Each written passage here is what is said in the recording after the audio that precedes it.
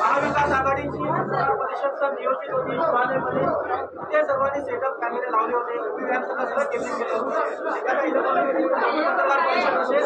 ते नियोजन करणं खूप कठीण काम असतं असं असताना जे सगळं सेटअप लागलं अचानक इथे पत्रकार परिषद होते त्यामुळे सर्व इलेक्ट्रॉनिक मीडियाचे खूप प्रॉब्लेम झाले अडचणी झालेल्या आहेत अचानक इथे पत्रकार परिषद चेंज करता येत नाही सर उभी व्हॅन काढणं केबली काढणं फार कठीण काम आहे आमचे 2 कॅमेरामॅन पडले सर धावपळीमध्ये असं आपला नियोजनाचा भाग आहे की नियोजन आपण हे होतं की शिवालयामध्ये पत्रकार परिषद होणार त्यानुसार 2 तास आधीपासून सर्वांनी लावलं होतं आमची सर्वांची विनंती आहे महाराष्ट्र टेलिव्हिजन असोसिएशन शिवालयात जायचं का नाही सर आम्हाला काय हरकत नाही सर संजय राऊत साहेबांनी महाविकास आघाडीच्या नेत्यांकडे जे सांगण्यात आलं होतं आम्ही याचा करार निषेध करतो जेव्हा पक्षाला विचारलं पक्षातर्फे सांगण्यात आलं की तुम्हाला अशी कुठली सूचना दिली नव्हती किंवा अशी सूचना नव्हती मग संजय राऊत साहेबांनी केलेलं इलेक्ट्रॉनिक मीडियाला सर गृहीत धरलं जात आहे पाहिजे तिथे पाहिजे तसं बरपडे लिहिलं जातं हे अत्यंत चुकीचं आहे सर आवडतं आम्ही ऐका तुमच्या भावना आम्ही समजू शकतो पण आम्ही जो विषय घेतलाय त्याच्यामध्ये आपल्याला सगळ्यांना गृहीत धरलं जाते त्याच्या विरुद्ध आवाज होत होते त्याच्यामुळे कृपा करून तुम्ही सुद्धा सहकार्य करा कारण लोकशाहीचा तुम्ही सुद्धा एक स्तंभ आहात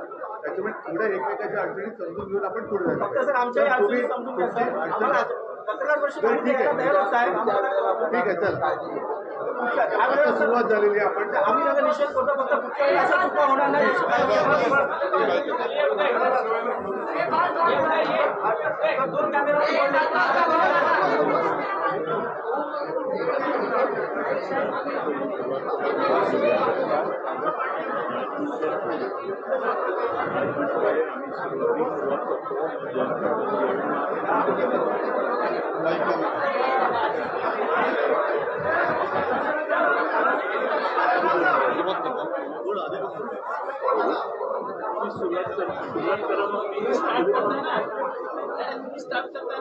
रोल रोल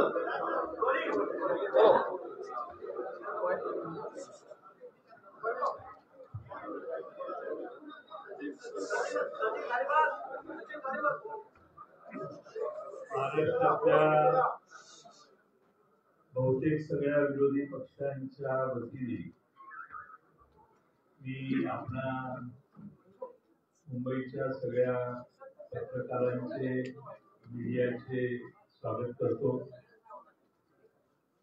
अपुऱ्या जागेमुळे ती जागा बदलून कमांड सेंटरला आणावी लागली आणि त्यामुळे आपलाही थोडासा गोंधळ झाला. पुढच्या वेळी असा गोंधळ होणार नाही याची काळजी घेतली जाईल. आपल्याला जर कोणाला नाही बऱ्याच लोकांना त्रास झाला असेल तर याच्याबद्दल आम्ही दिलगिरी व्यक्त करतो. आम्ही सर्व विरोधी पक्ष महाराष्ट्रातले काल चीफ इलेक्शन कमिशन महाराष्ट्राचे जे आहे त्यांना भेटायला गेलेलो. त्यांना आम्ही एक निवेदन दिलं आणि निवेदनात त्यांना आम्ही महाराष्ट्रातल्या ज्या मतदार याद्या आहेत त्याच्यातल्या अनंत चुका दाखवल्या. अनंत चुका दाखवल्यानंतर त्या ठिकाणी सीओ यांनी आम्हाला असं आश्वासित केलं की केंद्रीय निवडणूक आयोगाला तुमचं हे सगळं म्हणणं आम्ही पाठवतो. या याद्या दुरुस्त करण्यासाठी आम्ही लवकरात लवकर सुरुवात करू. दुसऱ्या बाजूने महाराष्ट्र निवडणूक आयोग जो आहे राज्य निवडणूक आयोग त्यांच्या काही जबाबदाऱ्या आहेत असं त्यांनी सुचवल्यामुळं आज त्यांचे प्रश्न आणि दोघांचे प्रश्न मिळून आज आम्ही त्यांची भेट घेतली. कालच्या प्रमाणे सर्वच विरोधी पक्ष नेते त्या ठिकाणी गेले. काही महत्वाचे एव्हिडन्सेस आम्ही दाखवले, काही पुरावे त्यांना दाखवले आणि त्या पुराव्याच्या सहित आम्ही आज त्यांना काही माहिती दिली. या पुराव्याच्या बरोबरच आम्ही त्यांना पत्रही दिलेलं आहे. पत्र देत असताना मतदार यादीत मोठ्या प्रमाणात मतदारांचे पत्ते अपूर्ण, चुकीचे घातलेले आहेत, घर क्रमांक चुकीचे आहेत, तसेच प्रत्यक्षात संबंधित व्यक्ती त्या मतदार यादीत नोंद आहे ती त्या पत्त्यावर राहत नाही. मी काही उदाहरणं त्यांना दिली. त्यामध्ये मुरबाडमध्ये जे मतदार आहे, मुरबाड मतदारसंघामध्ये, त्या मुरबाड मतदारसंघामध्ये बूथ क्रमांक 8 मध्ये 400 मतदारांचं एक घर आहे. 400 मतदार आहेत की ज्यांच्या घरासमोर फक्त डॅश आहे, म्हणजे घर नंबर डॅश आहे. बडनेरा विधानसभा मतदारसंघ बूथ नंबर 211 वरती 450 मतदारांचं घर क्रमांक 0 लिहिलेलं आहे. कामठी विधानसभामध्ये देखील 867 मतदारांचं घर निरंक आहे, घर नंबरच नाही. बऱ्याच ठिकाणी दुबार मतदार नोंदवण्यात आलेले आहेत, म्हणजे एका व्यक्तीला 8-8, 5-5, 4-4 वेळा मतदानाचा हक्क दिलेला आहे. एपिक नंबर एकच असतो अशी आजपर्यंत आपल्या सगळ्यांची खात्री होती, पण मतदार याद्यामध्ये अनेक वेगळ्या एपिक नंबरची माणसं आम्ही त्यांना निदर्शनाला आणून दिली. त्यामुळं नालासोपारा मतदारसंघामध्ये सुषमा गुप्ता या महिलेचं नाव वेगळ्या एपिक आयडी सह 6 वेळा नोंदवलेलं आहे. आणि आपणच 12 ऑगस्टला विविध न्यूज चॅनेलने माध्यमांमध्ये पुराव्यासह हे दाखवलं. 12 ऑगस्टला आपण दाखवलं. दुपारी 3 वाजता आमच्या पक्षाने, आमच्या कार्यकर्त्यांनी तपासलं. आपण म्हणतात ती वस्तुस्थिती याच्यात होती मतदार यादीत ऑनलाईन. आणि 6 वाजता मात्र ती सगळी नावं या बाईंची, म्हणजे या श्रीमती गुप्ता जे आहेत त्यांचं नाव हे त्या ठिकाणाहून काढण्यात आलं. आमचा प्रश्न हा आहे की आपण न्यूज चॅनलच्या मार्फत एक बातमी दाखवता, दुपारी 3 वाजता या महिलेचे फोटो आणि एव्हिडन्स तुम्ही टेलिव्हिजनवर दाखवता, तर सकाळी दुपारी 3ला ती नावं असतात, 6ला ती नावं जातात.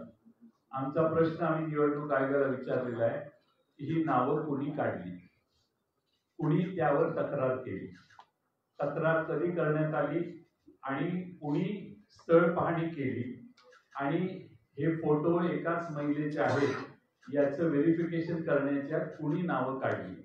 आमचा दावा असा आहे आणि आमचा समज व्हायला लागलेला आहे की राज्य निवडणूक आयोग किंवा केंद्रीय निवडणूक आयोगाचा सर्व्हर हा महाराष्ट्रात दुसरा कोणीतरी चालवतो असा आमचा आता अनुभव व्हायला लागलेला आहे.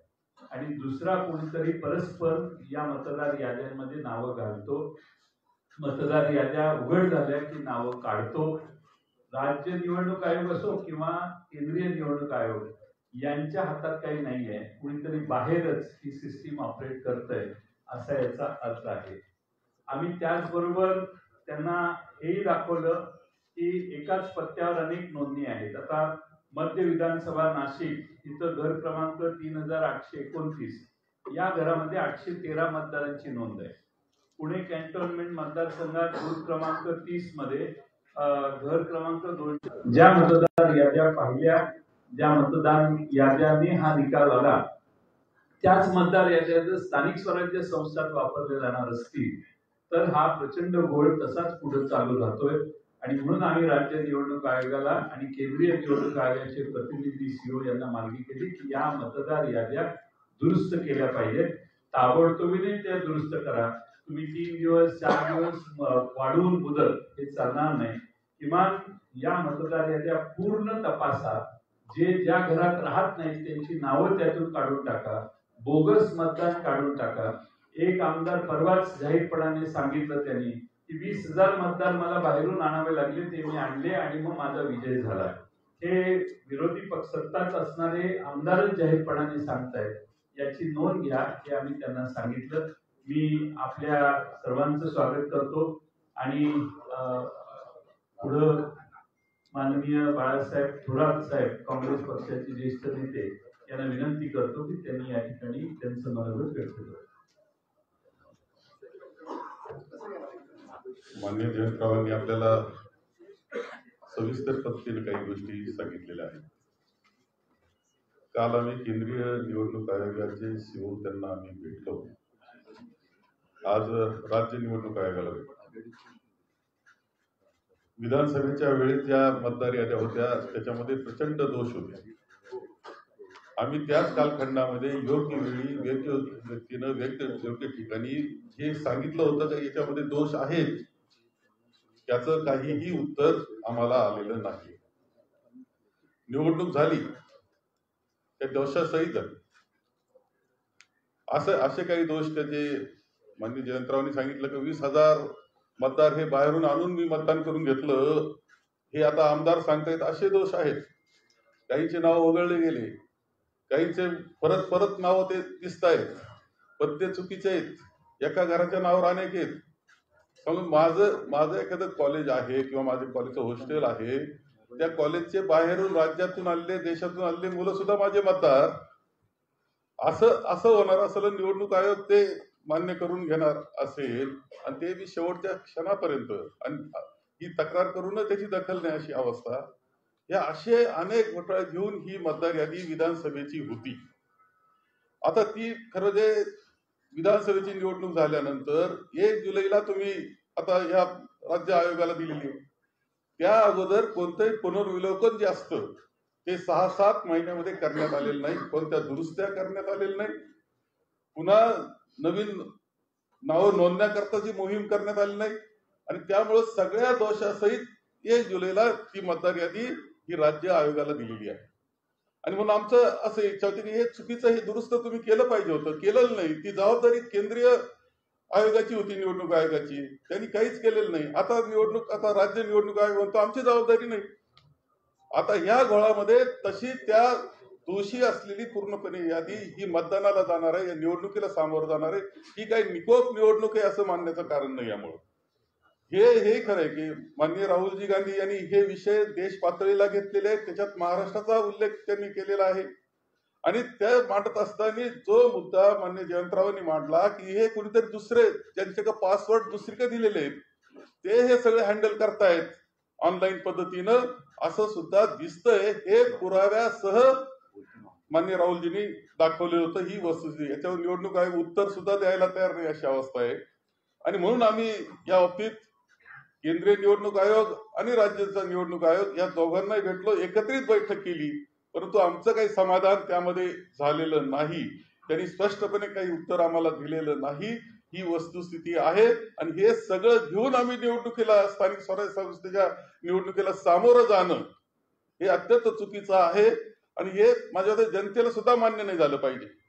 निकोप निवडणूक हा आपला पाया आहे लोकशाहीचा, तोच उद्ध्वस्त करण्यास निघालेला आहे.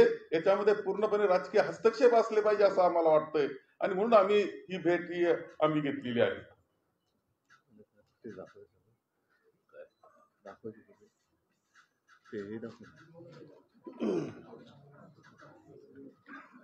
नमस्कार.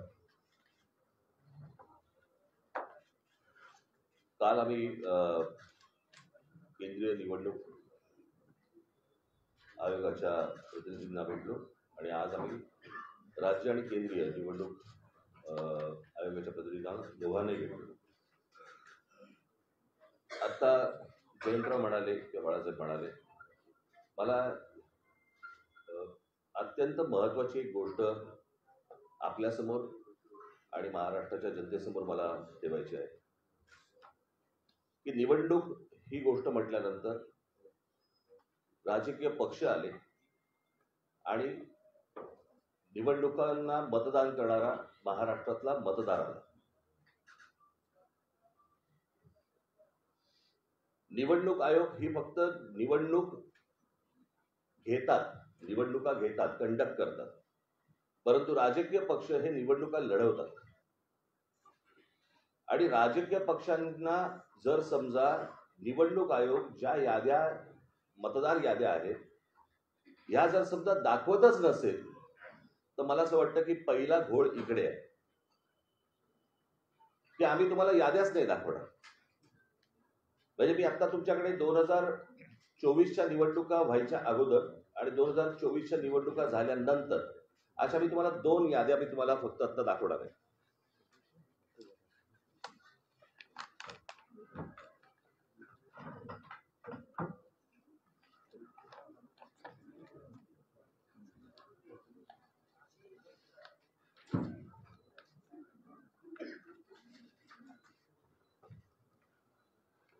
निवडणूक 2024च्या निवडणुका ज्या वेळेला झाल्या त्यावेळेला ज्या निवडणुकांची जी मतदारांची यादी होती ती मी यादीचा काही एक छोटासा तपशील मी फक्त आपल्यासमोर मी वाचून दाखवणार आहे.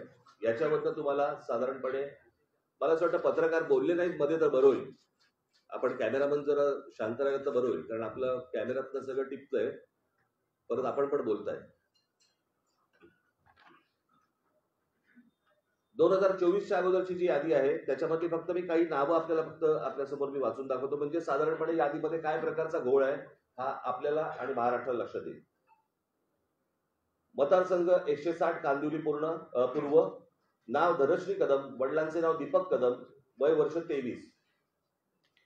आता वडिलांचे डिटेल्स. नाव दीपक रघुनाथ कदम, वडिलांचे नाव रघुनाथ कदम, वय 117. मतदारसंघ 161 चारकोप, नाव नंदिनी महेंद्र चव्हाण, वडिलांचे नाव महेंद्र चव्हाण, वय वर्ष 124, वय 124. आता वडिलांचे डिटेल्स. नाव महेंद्र कुमार श्रीनाथ चव्हाण, वडिलांचे नाव श्रीनाथ चव्हाण, वय 43. कोणी कोणाला काढले तेच कळत नाही.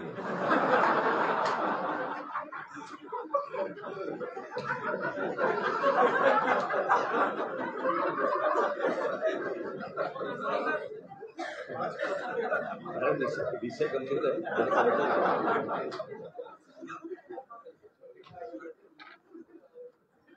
हा 2024च्या निवडणुकीच्या अगोदरचा घोळ.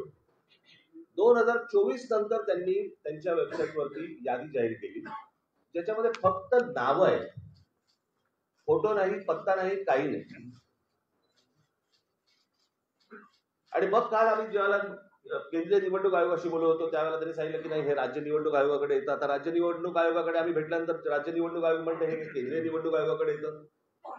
दोघेही प्रतिनिधी हे केंद्रीय निवडणूक आयोगाचेच प्रतिनिधी आहेत. आणि म्हणजे महाराष्ट्रातल्या राजकीय पक्षांना या संपूर्ण मतदार याद्या न दाखवण्याचं याच्यातनं काय मिळणार तुम्हाला? यात फक्त घोळ होणार आहे. आणि आता आम्ही फक्त त्यांच्यासमोर एवढंच सांगितलं की या मतदार याद्या जोपर्यंत सुधारणा होत नाही, तुमची सुधारणा होत नाही, तोपर्यंत निवडणुका तुम्ही घेऊ नका. आता साधारणपणे आपण जर समजा महानगरपालिकेच्या किंवा स्थानिक स्वराज्य संस्थांच्या निवडणुका जर समजा आपण पाहिल्या तर गेल्या 5 वर्षामध्ये निवडणुका झालेल्या नाहीयेत. मग जर 5 वर्ष जर समजा या निवडणुकांमध्ये गेलेली असली तर मग याद्या सुधारण्यासाठी अजून 6 महिने गेले तर काय फरक पडतो? आणि मला असं वाटतं की या याद्या सुधारल्याशिवाय त्यांनी निवडणुका घेऊ नये हेच आज आम्ही त्यांना सर्वांनी सांगितलेलं आहे. म्हणजे त्यांनी आता काहीतरी काल एक आमची भेट झाल्यानंतर त्यांनी एक नोटिफिकेशन काढलं आणि त्याच्यामध्ये आम्हाला राजकीय पक्षांना 8 दिवस दिले. म्हणजे हे 6-6, 8-8 महिने काम करणार आणि राजकीय पक्षांनी 8 दिवसामध्ये ह्यांना सगळ्या छाननी करून द्यायची, कसं शक्य आहे? आणि म्हणून तो काल जो त्यांनी काय नोटिफिकेशन काढले ते एक तर रद्द करायला आम्ही त्यांना सांगितलेलं आहे. आणि आज आम्ही त्यांना सांगितलेलं की या निवडणुका तुम्ही घेऊ नका. उद्या ते काय याच्यावरती निर्णय करतायत हे आम्ही 1-2 दिवसात पाहू आणि त्याच्यानंतर मला असं वाटतं सर्व राजकीय पक्ष मिळून आम्ही एका निर्णयापर्यंत येऊ. तो निर्णय तुम्हाला अजून 2-3 दिवसांनी सांगू. ठीक आहे, धन्यवाद.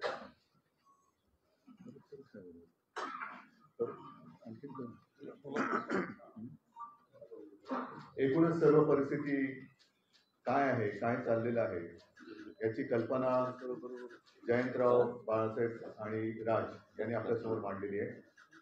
एक गोष्ट मी आवर्जून सांगेन, एकूणच लोकशाहीसाठी, तिच्या रक्षणासाठी महाराष्ट्रातले सर्व राजकीय पक्ष एकत्र आलेले आहेत. आम्ही सर्व एकत्र येत असताना भारतीय जनता पक्षाला सुद्धा पत्र दिलं होतं, पण आज व्यासपीठावर आणि आमच्या कालच्या आणि आजच्या निवडणूक आयुक्तांच्या भेटीमध्ये भाजपाकडनं कोणी आलेलं नाही. हा विषय जो आहे तो गेल्या विधानसभेपासून सगळ्यांच्या लक्षात यायला लागला आणि एका पत्राचा उल्लेख जयंतरावांकडनं राहिला, तो त्यांनी मला सांगितला. तो म्हणजे विधानसभा निवडणुका ज्या म्हणजे गेल्या वर्षी झाल्या 2024, त्याच्या आधी 19 ऑक्टोबरला एक महिना आधी महाविकास आघाडीकडनं निवडणूक आयोगाला एक पत्र दिलं होतं आणि त्याच्यामध्ये आमचा विषय असा होता की नाव घेऊन अगदी म्हटलं तरी की काही भारतीय जनता पक्षाचे कार्यकर्ते ह्या मतदार यादीशी खेळतात आणि त्याच्यामध्ये काही लोक म्हणजे त्यांना हवे ते घुसवत आहेत, नको ते काढतायत. हा सगळा खेळ यांचा सुरू आहे. आता जसं या दोघांनी सांगितलं, अगदी हे पुरावे, ही काही यादी आम्ही घरी नाही छापलेल्या. एकेका व्यक्तीचं नाव 4-4 ठिकाणी आहे, एका जागेवरती 200-200 नावं नोंदलेत. हा सगळा लोकशाहीचा खेळ खंडोबा चाललाय. दोन्ही निवडणूक आयुक्तांना आम्ही सांगितले की एक तर इलेक्शन म्हणजे निवडणूक घ्यायची असेल ती निष्पक्षपातीपणाने झाली पाहिजे, नाहीतर इलेक्शनपेक्षा सिलेक्शन करून मोकळे व्हा. तेवढंच आता राहिलेलं आहे. दोघांशी बोलताना थोडंसं आमच्या लक्षात आलं, मी त्यांचा अपमान करू इच्छित नाही, पण हे जे समोर आमच्या बसले ते आयुक्त म्हणून काही त्यांच्याकडे अधिकार आहेत का आम्ही कठपुतळी बाहुल्यांशी बोलतोय आणि त्यांचे दोन वरती कुठेतरी आहेत, ते वरनं जशी बोटं हलतील तशी इकडे हालचाली होतात की काय. सगळे मुद्दे सांगून झालेले आहेत. याच्यामध्ये आणखीन एक मुद्दा जो आहे तो 1 जुलैचा कट ऑफ डेट, म्हणजे 1 जुलै नंतर ज्यांना 18 वर्ष झाली असतील त्यांना यावेळेला मतदानाचा अधिकारच मिळणार नाही.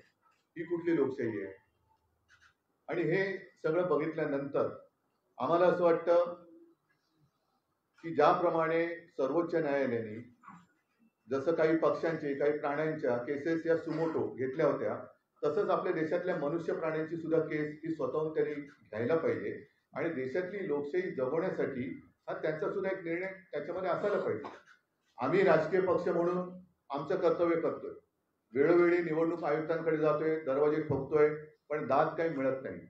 आमच्यावरती लोकशाहीच्या नावाने जर काही हुकुमशाही गाजवणार असतील तर ही हुकुमशाही आम्ही काही त्यांना गाजवू देणार नाही, हे तर नक्की आम्ही केलेलं आहे.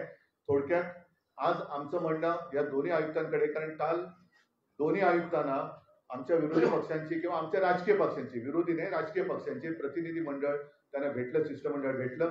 त्याच्यात आम्ही केंद्राचे जे निवडणूक आयुक्त इकडे आहेत प्रतिनिधी त्यांना भेटलो. त्यांनी सांगितले की स्थानिक स्वराज्य संस्था आणि हा सगळा विषय हा राज्य निवडणूक आयुक्ताकडे येतोय. त्यांच्याकडे भेटलं आमचं दुसरं, त्यांनी सांगितलं मतदार यादीचा अधिकार हा केंद्राच्याकडे येतोय. मग नेमका याचा बाप कोण आहे, जबाबदारी कोणाची आहे, त्या निवडणुका आपल्या घ्यायच्या म्हणून घ्यायच्या आहेत. आणि आम्ही त्यांच्याशी बोलत असताना मुहूर्त काय लागला तरी कळत नाही, पण कालच्या काल निवडणुकांचा कार्यक्रम जाहीर केला. आम्ही त्यांना स्पष्ट शब्दात सांगितलेलं आहे की जोपर्यंत हा संपूर्ण निवडणूक मतदार यादीतला घोळ तुम्ही त्याच्यावरती काही स्पष्टीकरण किंवा तो सुधारत नाही, तोपर्यंत या निवडणुका होता कामा नयेत. सुप्रीम कोर्टाचा त्यांनी आदेश आम्हाला दाखवण्याचा प्रयत्न केला, पण सुप्रीम कोर्ट असं कधी कुठेही सांगत नाही की तुमच्यात काही दोष असले तरी चालतील, पण ह्या तारखेच्या आधी निवडणुका घेतल्याच पाहिजे. हा सर्वोच्च न्यायालयाचा काही तसा निर्णय नाही. त्यांनी सांगितले की या निवडणुका सदोष असता कामा नयेत आणि निष्पक्षपातीपणाने ते झालं पाहिजे. आता या सगळ्या गोष्टी झाल्यानंतर दोन्ही आयुक्त समोर बाजूबाजूला होते. आम्हाला त्यांनी सांगितले की आम्ही याचा सकारात्मक विचार करतो आहोत. म्हटलं विचार करून चालणार नाही, या गोष्टी होता कामा नये. या गोष्टी होता कामा नये, कारण आपल्याला जो काही धक्का बसला होता विधानसभा निवडणुकीच्या निकालानंतर, त्या सगळ्या सत्ताधारी जे आता आहेत त्यांच्या सत्ता प्राप्तीच्या चोरवाटा आम्ही आता अडवलेल्या आहेत. या चोरवाट आहे, मतचोरी ही चोरवाट आहे, पक्ष चोरी ही चोरवाट आहे. त्याच्यानंतर आणखीन एक मुद्दा आम्ही सांगितलं, पण तो त्याचा पुढचा टप्पा आहे. पहिली मतदारांची यादी ही निर्दोष असायला पाहिजे, व्यवस्थित असायला पाहिजे. म्हणजे 117 वर्ष आणखीन 124 वर्ष असे जर का लंबी उमरवाले मतदार असतील तर मला वाटतं जगातलं सगळ्यात चांगलं वातावरण हवामान हे आपल्या देशात आहे. कारण इकडे लंबी आयु दीर्घायुष्य भव म्हणतात ना, तसं झालेलं आहे. थोडक्यात एक तर निवडणूक आयोगाने एक स्वीकारलं पाहिजे की त्यांचा पुनर्जन्मावरती तरी विश्वास असला पाहिजे आणि नाही तर जे मतदार हयात आहेत आणि त्यांचा मतदाराचा अधिकार हा हिरावून घेतलाय, डिलीट केलेला आहे, मग त्यांच्यावरती सदोष मतवधाचा गुन्हा दाखल करावा का? आणि पुढचा विषय जो आम्ही सांगितलाय तो याच्या पुढचा येईल, तो म्हणजे आता पहिला ईव्हीएम वरती आमचा आक्षेप आहेच. ईव्हीएमचा आक्षेप कमी पडतोय की काय, म्हणून आता मुंबई महापालिकांच्या निवडणुका सुद्धा ईव्हीएम वरती तर घेतल्या जातच आहे, पण व्हीव्हीपॅट पण त्याच्यात ठेवणार नाही. हाही मुद्दा एक महत्वाचा आहे. म्हणजे तुम्ही काही पुरावेच ठेवायचे नाही. जर का तिथलं व्हिडिओ रेकॉर्डिंग मागितलं तर व्हिडिओ रेकॉर्डिंग द्यायचं नाही. मतदार यादीमध्ये सगळा गोंधळ करून ठेवायचा. मतदार याद्या मागितल्या तर ते देत नाही. आणि म्हणून म्हटलं की ही काही लोकशाही तुम्ही हुकुमशाहीच्या पद्धतीने चालवत असेल तर ती आम्ही कदापि मान्य करणार नाही. शिष्टमंडळाने जे मुद्दे उपस्थित केलेले आहेत त्यामध्ये जर येत्या काळामध्ये निवडणूक आयोगाकडून सुधारणा नाही झाली तर तुमचं पुढचं पाऊल काय असणार? पुढचं पाऊल पहिलं आजचं पाऊल लोकांसमोर जाऊ द्या. त्याच्यानंतर घाईघाई करण्याची आवश्यकता नाहीये. 2 दिवसात ते सांगतो म्हणाले. सकारात्मक विचार त्यांचा, त्याला ते सकारात्मक कशाला म्हणतात ते त्यांच्या उत्तरात कळेल.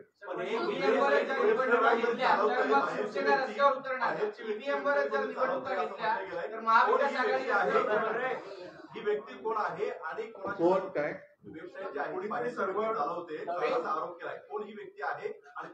त्याच्यासाठी आम्ही महाविकास आघाडीकडनं अतिशय स्वच्छ आणि स्पष्ट शब्दात विधानसभा निवडणुकीच्या 1 महिना आधी पत्र दिले, याचा मी आता उल्लेख केला ते.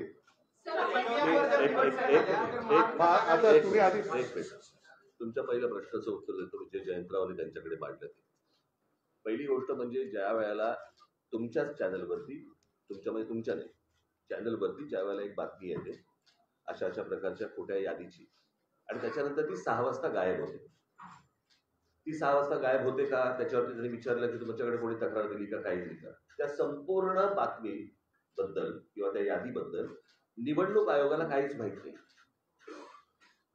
केंद्रीय निवडणूक आयोग आणि राज्य निवडणूक आयोग ते म्हणाले की आम्हाला ह्यातलं काहीच माहित नाही, माहिती घेऊन सांगतो. ते म्हणाले आम्ही माहिती घेऊन सांगतो.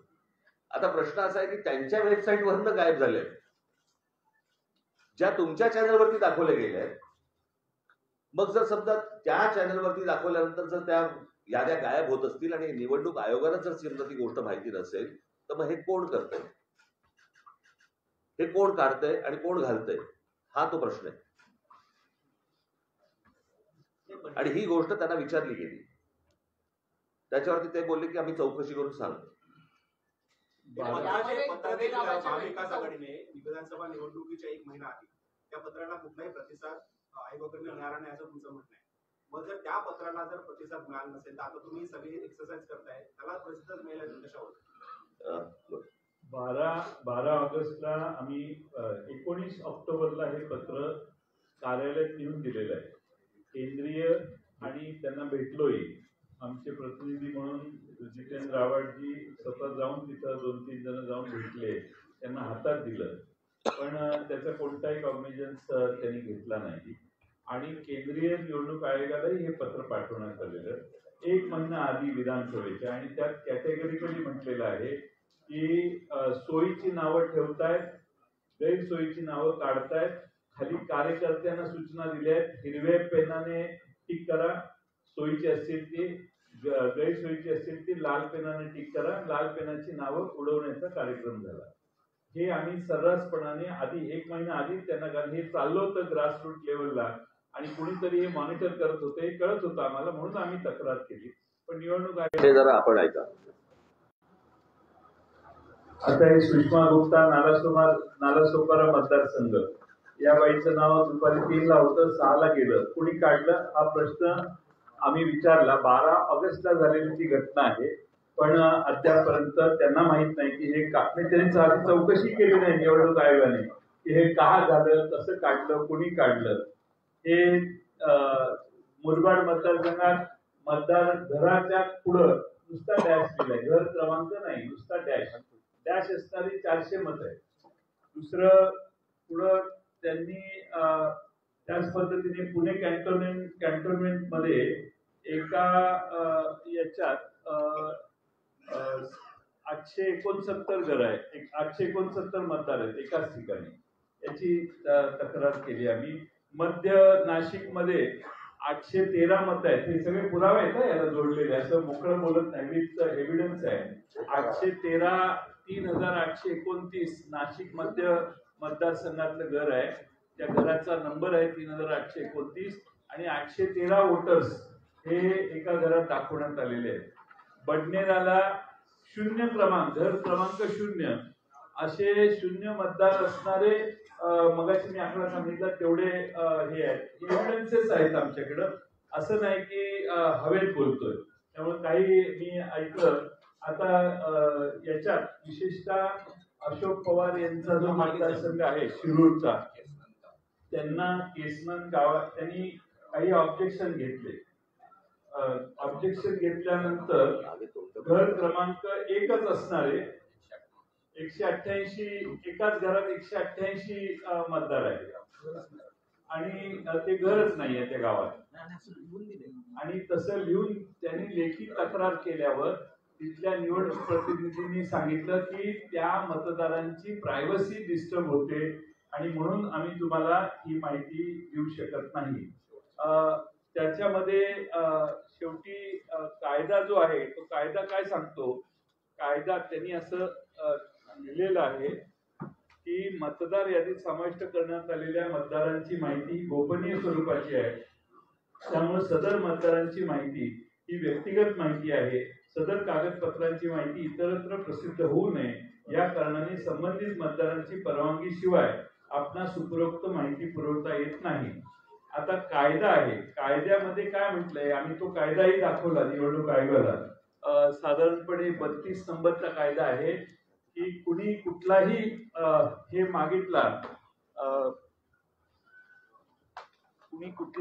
मागितला तर तो ती माहिती आणि ते डॉक्युमेंट्स कोणत्या आधारावर रजिस्ट्रेशन झालं, कोणत्या आधारावर हे देण्यासाठी कलम 32 आहे. त्यामध्ये स्पष्टपणाने म्हटलेलं आहे की तुम्हाला ती माहिती द्यावी लागेल. हा नियम कायदा आम्हीच निवडणूक आयोगाला आता कायदे सांगतोय, त्यांचे हे कायदे आहेत, ह्याप्रमाणे ते देऊ शकतात. पण त्यांना दिलेलं उत्तर अशोक पवार यांना की त्याची प्रायव्हसी, आम्ही काय त्याचे खाजगी गोष्टी मागत नाही, त्याने जे निवडणूक आयोगाला सबमिट केलंय मतदार होण्यासाठी तेवढीच माहिती मागतोय आणि ती देणं आवश्यक आहे असं निवडणूक आयोगाच्या निवडणुकीच्या कायद्यात लिहिलेलं आहे. एक मिनिट येतोय आवाज? नाही, मला यातली एकच गोष्ट कळली नाही, समजली नाही. जे निवडणूक आयोग आम्हाला सांगते किंवा केंद्रीय निवडणूक आयोग आम्हाला सांगते की मतदारांची यादी ही गोपनीय असते. मला असं वाटतं मतदान हे गोपनीय असतं ना. आपण कोणाला मतदान करतोय ही गोष्ट गोपनीय असते. मतदार कसा गोपनीय असेल? जर ऑनलाईन तुम्ही जर समजा सगळ्या याद्या समजा असतात याच्यापूर्वी दाखवले गेलेल्या आहेत तर ती गोष्ट गोपनीय कशी असेल? आणि दुसरी गोष्ट, तिथे सीसीटीव्ही कॅमेरे तुम्ही लावता जे नंतर तुम्ही 45 दिवसामध्ये डिलीट करता. जर तुम्ही बघू शकता, आम्ही नाही का बघू शकत? बरं, निवडणूक आयोग यांना निवडणुका लढवायच्या नाहीयेत, निवडणुका आम्हाला लढवायच्या आहेत. जर आम्हाला ते मतदार कोण आहेत हे कळले नाही, मला एक गोष्ट या संपूर्ण प्रकरणामध्ये मी मगाशी आपल्याला सांगायचं राहिलं, माझी ही निवडणूक याच्यामधलं जे काही प्रॉब्लेम्स आहेत किंवा याच्यामधले जे घोळ आहेत याच्यावरची माझी दुसरी पत्रकार परिषद आहे. एक पहिली 2017ला झाली होती, मला असं वाटतं तुम्हाला माहिती असेल कदाचित. आणि त्यावेळेला पण मी ह्याच गोष्टी मांडत होतो की ह्या सगळ्या गोष्टी निवडणूक आयोग ही लपाछपी का करते. आता मगाशी आम्ही जेव्हा सांगितलं की एका ठिकाणी कुठे ते पाहिलं ते जिल्हा परिषदांच्या काही एक याद्या आल्या. आता 2022ला ती फोटो सकट नावासकट सगळ्या याद्या आहेत 2022च्या. आणि आत्ताच्या ज्या याद्या आल्या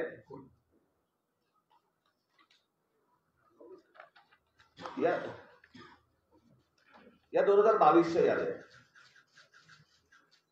याच्यामध्ये फोटो आहे, नाव आहे, सगळं आहे.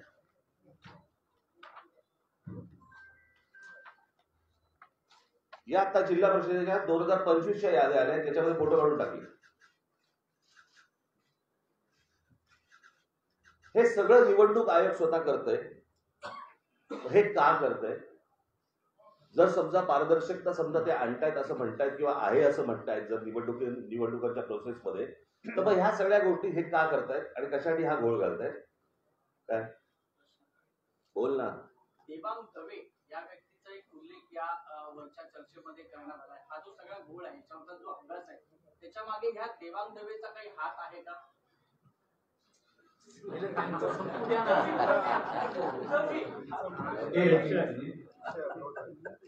अर्धवट विषय राहिला तर देवांग दवे ही निवडणूक आयोगाचे हे एका राष्ट्रीय पक्षाचे पदाधिकारी आणि हे पुढे लपून राहिलेले नाही. त्याच्याकडे जो कंत्राट दिला आहे डिलीट करायचं पण आहे ना एडिशनचं पण आहे. एडिशन बाय एडिशन दोन्ही काम तो करतो आहे वेबसाईटवर अधिकृत जाऊन. तर अधिकृत कंत्राट दिल्यामुळे वेबसाईट हाताळण्याचं काम त्याच्याकडे आणि तिथूनच कदाचित घोळ असावा असा आमचा गोड समज आहे.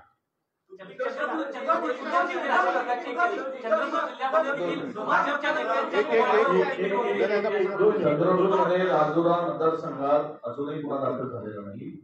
तिथे भारतीय जनता पक्षाचं नाव घेऊन सांगतो त्यांच्या मोबाईलवरती ते सिद्ध झालं. आम्ही तक्रार दिली अद्यापही तिथे पुढे गुन्हा दाखल झाला. आम्ही पकडून दिलं, चोरी पकडून दिली, कशा प्रकारची चोरी झाली पुराव्यासह दिलं. त्यामुळे आता ती कारवाई झाली नाही.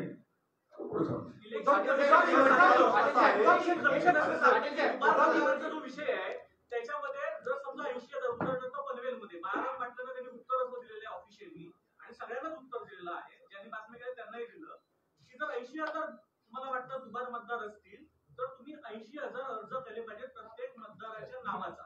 याबद्दल काही बोलणं झालं का? नंबर 1. आणि नंबर 1 मिनिट दुसरा प्रश्न असा आहे की आता आपण सीसीटीव्ही बद्दल बोललात. तो सीसीटीव्ही हा एक वादग्रस्त मुद्दा आहे असं जर धरलं तर ते 17A फॉर्म आहे जी इलेक्ट्रॉनिक रोल असतो जो मतदान अधिकारी टिकमार्क करतात. तो अधिकाऱ्यांनी टिकमार्क केलेला रोल इलेक्शन कमिशन देत नाहीये, याबद्दल तुमचं काही बोलणं झालं का? मला एकच या सगळ्या गोष्टींवरती मला फक्त बोलायचं आहे. आता तुम्ही जे काही सगळे कायद्याचे या देशात या पहिल्या निवडणुका नाही आहेत. याच्या अगोदर अनेक निवडणुका झाल्या, बरोबर आहे, साधारणपणे 2014च्या अगोदर 2000 त्याच्या अगोदर या इतके वर्ष ज्या निवडणुका चालू आहेत कधी असले विषय कधी आले नाहीत जे हल्लीच का यायला लागले. मला असं वाटतं हा एक सगळ्यात महत्वाचा प्रश्न आहे की आता हे फॉर्म भरून मग तिकडे आता किती ते पैसे द्यायचे तर 2 रुपये प्रत्येक पानाला 2 रुपये द्यायचे आणि मग आम्ही पानं घ्यायची. पण त्याच्यात पण कमाई. टेक्निकल ग्राउंड्सवर इलेक्शन कमिशन स्टँड करतं त्याबद्दलचं म्हणणं. 17A मागणारे अनेक उमेदवार आहेत. अनेक उमेदवारांनी 17A मागून देखील निवडणूक आयोग ते देत नाही. आता एक उदाहरण सांगतो की कोरेगाव विधानसभा मतदारसंघात शशिकांत शिंदे साहेबांनी विधानसभेच्या आधी अपील केलं. कलेक्टरने निर्णय दिला की ही 1,500 मतं आपण यादीत घ्या. तरी खालच्या अधिकाऱ्यांनी ती अपील मान्य झाल्यावर देखील त्यांची मतदार यादीत नावं समाविष्ट झाली नाही.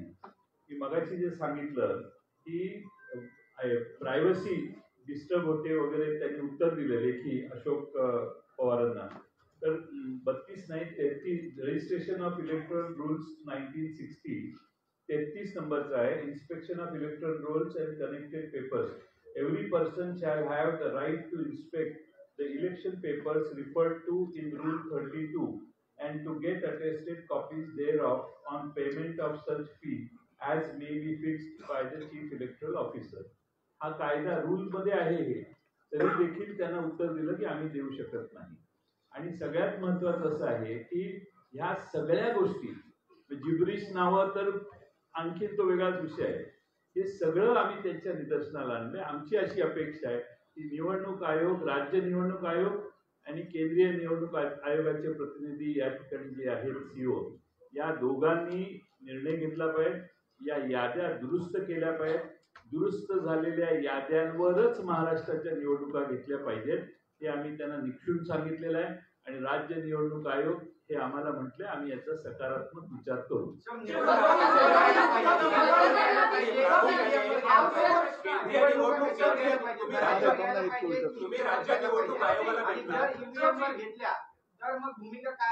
आधी पहिल्या याद्यात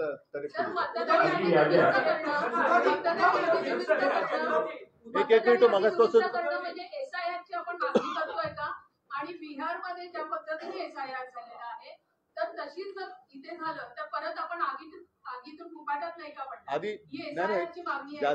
ज्याचं जे उत्तर राजने दिलं की आपल्या आयुष्यातली किंवा देशाच्या आयुष्यातली ही पहिली निवडणूक नाहीये, त्याच्यामुळे हे सगळे आता फुसफट आता का काढली जात आहेत? आता का काढली जात आहेत? आतापर्यंत लोकांनी मतदान केलेलं नाही का?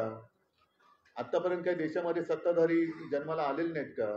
तर आता हा जो काही खेळ चाललेला आहे हा सरळ सगळा खोटा कारभार चाललेला आहे. आणि म्हणून मला असं वाटतं आम्ही त्याने जे काय सांगितले की जोपर्यंत या याद्यांमध्ये सुधारणा होत नाही तोपर्यंत निवडणुका तुमच्या पत्रात ठेवू लिहिलंय नये. काय नोटिफिकेशन निकाल के आज दिन की मोहलत तक्रारींकडे दखल दिली जात नाही. निवडणूक आयोग दखल घेत असं आहे की आम्ही निवडणूक आयोगाला आवाहन केलेलं आहे आणि मागणी केलेली आहे की बल्क मध्ये चुका आहेत त्या तुम्ही दुरुस्त केल्या पाहिजे. आता एखाद्या मतदारातील 8,000 चुका असतील तर त्या 8,000 चुका आम्ही सबमिट करायच्या इंडिव्हिज्युअली प्रत्येक ठिकाणी. याला मग किमान 1 महिन्याचा वेळ तर दिला पाहिजे का? वेळ नसल्यामुळे तुम्ही 7 दिवसात आणि 8 दिवसात करा म्हटल्यावर कोणत्या एक तर तुमच्या याद्या डिजिटल नाहीये. तुम्ही या याद्या डिजिटल का नाही करत? डिजिटल याद्या केल्या की सगळ्यांना सोयीचं होईल आणि तुम्हालाही सोयीचं होईल काम करायला.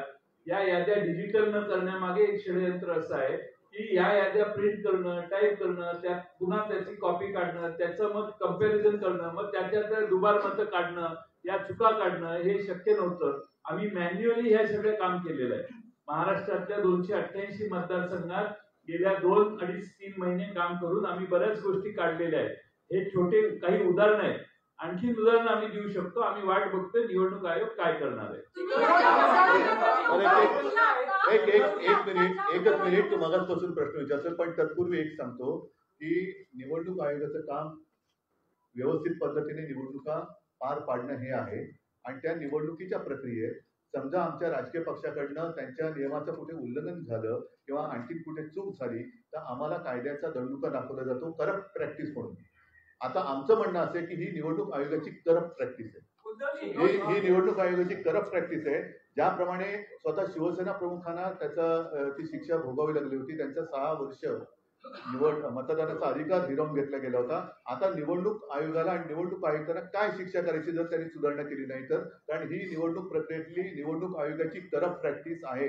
हा भ्रष्टाचार आहे त्यांचा. एक त्याचा प्रश्न उद्या म्हणजे मग तुम्ही यांना विचारा. मतदार याद्यांमधला जो घोळ आहे राष्ट्रीय स्तरावर त्याचा फायदा एनडीएला होतो आहे आणि राज्य स्तरावर त्याचा फायदा या निवडणुकीत आपलाही आरोप आहे आणि संशय उपस्थित झाले की महायुतीला झालाय. तर असं हे लक्षात घेता किंवा हे आरोप लक्षात घेता निवडणूक आयोग मग केंद्रीय असेल किंवा राज्यातला भाजपसाठी हस्तक म्हणून किंवा भाजपच्या दबावाखाली काम करतोय असा तुमचा आरोप आहे का? त्याच्याबद्दल आम्ही स्पष्ट पत्र दिलेलं आहे ज्याचा वारंवार आता उल्लेख झालाय की गेल्या विधानसभा निवडणुकीच्या आधी 1 महिना अगोदर एक व्यवस्थित स्पष्ट शब्दामध्ये पत्र दिले. त्याच्यात भारतीय जनता पक्षाचं नाव लिहून आम्ही ते पत्र दिलेले आहे. आणि नसेल तर भारतीय जनता पक्षाने आज आमच्या शिष्टमंडळात यायला पाहिजे. आज किंवा काल येऊ शकले नसतील तर त्यांनी सांगा उद्या येतो. आम्ही सगळे मिळून जायला तयार आहोत. आता हा प्रश्न जो आहे हा चेंडू भाजपच्या कोर्टात आहे. त्यांचा जर का त्यांची जर का ह्याच्यात ढवळाढवळ नसेल तर त्यांनी आमच्या शिष्टमंडळात सामील व्हावं आणि आम्ही जी मागणी करतो ती त्यांनी करावी.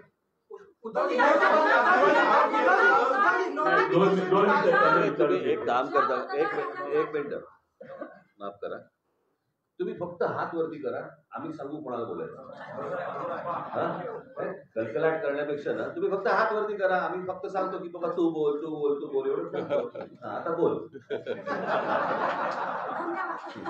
तुम्ही ज्या मतदार याद्यांचं आता उदाहरण दिलं की त्याच्यात ऑब्जेक्शन आहेत अशा किती कॉन्स्टिट्युएन्सीचे ऑब्जेक्शन सबमिट केले आहेत? आम्ही आता काही प्रमुख कॉन्स्टिट्युएन्सीची उदाहरणं दिलेली आहेत. महाराष्ट्रातल्या प्रत्येक मतदारसंघात हे काम चालू आहे. स्थानिक दृष्ट्या त्याचे ऑब्जेक्शन सबमिट होतील. परंतु बल्कमध्ये हे झालेलं आहे, फ्रॉड आहे हा असं आम्हाला वाटायला लागले. तर ते निवडणूक आयोगाने पुढाकार घ्यावा ना. आम्ही 2 हे असतात. एक म्हणजे फोटो आयडेंटिटी सेम आहे असे बघून ते नावं बाजूला काढता येतात. त्याचं एक वेगळं सॉफ्टवेअर आहे. नावं एकत्रित करून सगळी नावं कम्पेअर करून ती डुप्लिकेट झाली असतील तर ती नावं बाजूला काढायला सॉफ्टवेअर आहे. ही सॉफ्टवेअर 2019च्या निवडणुकीच्या आधी वापरलं जायचं, पण दुर्दैवाने 2022-23 नंतर हे वापरलंच नाही. तर आम्ही त्यांना कालच विनंती केली की हे सॉफ्टवेअर वापरा आणि हे डुप्लिकेशन जे आहे ते काढून टाका. त्यांनी केलं पाहिजे. एकच मी सांगतो, आमच्या लोकांनी त्या ठिकाणी जे ऑफिसर आहेत, अधिकारी आहेत, त्यांच्याकडे हरकती घेतलेल्या आहेत, पण ते सरळ सरळ सांगतात की आमच्या राज्य निवडणूक आयोगाला आम्हाला ह्या अधिकार किंवा आम्ही हरकती घेण्यामध्ये कुठल्याही प्रकारचा आम्ही काही हस्तक्षेप करू शकत नाही. हा फार मोठा गंभीर त्या ठिकाणी प्रश्न निर्माण झालेला आहे. जर बोगस नावं दाखवली तर त्या बोगस नावाच्या संदर्भात हरकत घेतल्यानंतर त्याची चौकशी करायला पाहिजे. ते सरळ हरकती करतायत प्रांत किंवा तिथल्या निवडणूक अधिकारी. आता आम्ही प्रत्येक पक्षाने त्या त्या कार्यकर्त्यांना आपापल्या ठिकाणचे सर्वेक्षण करून जी बोगस नावं आहेत ती काढून तुम्ही म्हणाला त्या प्रश्नाने आम्ही राज्यावर गोळा करणार आणि निवडणूक आयोगाला देणार. त्याला आम्हाला वेळ पाहिजे. एक असं आहे, 2 मिनिटं. एकच असं आहे की त्यांच्याकडे वेगळे टूल आहेत, डाटा मॅचिंग सिस्टीम, AI आधारित टूल्स आहेत, डिजिटल ऍप्स आहेत, असे आहेत, ते वापरावे. आणि सगळ्यात महत्वाचं मला आपल्या मार्फत आवाहन करायचंय, आम्हाला निवडणूक आयोगाकडून उत्तरं पाहिजेत. भारतीय जनता पक्षाच्या विरोधी ही आमची हे नाही आहे, त्यामुळे त्यांच्या प्रवक्त्यांनी आम्हाला उत्तर देणं अभिप्रेत नाहीये. आम्हाला निवडणूक आयोगाने उत्तर द्यावं. आम्ही निवडणूक आयोगाकडे गेलो, नाही तर तासाभरात तुम्ही जाल दुसरीकडे आणि याला उत्तर मागा.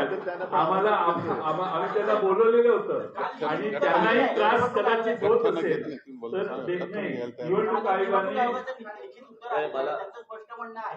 मला एकच मिनिट, मला असं वाटतं मी थोडंसं काय हे प्रश्न संपणार नाही. यातला एकच सगळ्यात महत्वाचा भाग असा आहे की निवडणूक यादीमध्ये घोळ आहे. निवडणुकीच्या यादीतले घोळ दोन्ही राज्य आणि केंद्रीय निवडणूक आयोगातल्या प्रतिनिधींना आम्ही त्यांच्यासमोर ठेवलेले होते. ते सुधारले पाहिजेत आणि ते सुधारून विरोधी पक्षाचं समाधान झालं पाहिजे, सत्ताधारी पक्षाचं समाधान झालं पाहिजे, कोणाचंही. परंतु जे निवडणुका लढवतात, मला असं वाटतं त्या राजकीय पक्षाचं समाधान झाल्याशिवाय त्यांनी निवडणुका घेऊ नये. आणि ही अत्यंत आमची रास्त मागणी आहे, याच्यात काहीच गैर नाहीये. मला असं वाटतं निवडणूक आयोगाने या गोष्टींचा विचार करावा. त्याच्यामध्ये इतर वेगवेगळे कायदे आणूच नाहीत. सोपी गोष्ट आहे ना ही. ह्याच्यामध्ये काही कॉम्प्लिकेटेड असण्याचं काही कारणच नाहीये. आम्ही काही क्लिष्ट काही विषय बोलतच नाही आहोत की बाबा आम्ही मतदार याद्या दाखवलेल्या आहेत, मतदार याद्यांमध्ये बाबा घोळ आहे. थांबा ना, मी पण आलो पहिला. मतदार याद्यांमध्ये घोळ आहेत आणि मतदार याद्यांमधले घोळ त्यांच्या समोर ठेवल्यानंतर मला असं वाटतं की ते आणि राजकीय पक्ष यांनी मिळून या याद्या सुधारल्या पाहिजेत आणि याद्या सुधारूनच निवडणुकांना सामोरं गेलं पाहिजे. कारण जी लोक मतदान करतायत, म्हणजे जर समजा तुम्ही एक गोष्ट बघितली असेल, यातला एकच फक्त महत्वाचा भाग सांगतो की गेल्या 2024ची जी विधानसभा इलेक्शन झाली, या विधानसभा निवडणुकीनंतर 232 जागा या ह्यांच्या युतीच्या महायुतीच्या निवडून आल्या. 232. पण या 232 जागा निवडून आल्यानंतर देखील मला असं वाटतं तुम्ही सगळेजण त्याला विटनेस आहात, संपूर्ण महाराष्ट्रात संकट होता. ज्या प्रकारचा जल्लोष महाराष्ट्रामध्ये व्हायला पाहिजे होता त्या प्रकारचा जल्लोष महाराष्ट्रामध्ये नव्हता. हे कसलं द्योतक आहे. सर्वांना धक्का बसला, म्हणजे निवडून आलेल्यांना पण धक्का बसावा, पडलेल्यांना बसतोच, पण निवडून आलेल्यांना पण धक्का बसावा ही कोणती निवडणूक आहे. तर मला असं वाटतं की ह्या अतिशय सोपा विषय आहे. या सोप्या विषयामध्ये याद्या नीट कराव्यात आणि निवडणुकीला सामोरं जावं, एवढंच फक्त आमचं म्हणणं आहे. कारण हे काही प्रश्न थांबणार नाही.